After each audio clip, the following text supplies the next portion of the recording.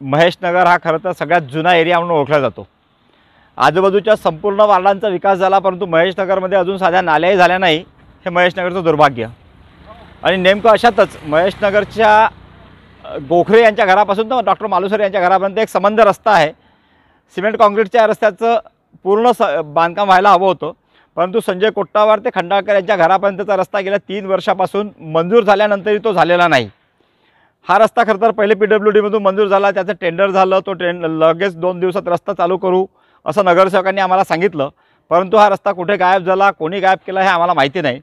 परंतु मधल्या रस्त्यात गॅप असल्यामुळे इथे बरेचसे वयोवृद्ध लोक राहतात, त्यांना जाण्यायेण्याला त्रास होतो, शिवाय टू व्हीलरवाल्यांनाही बराच त्रास होतो आहे।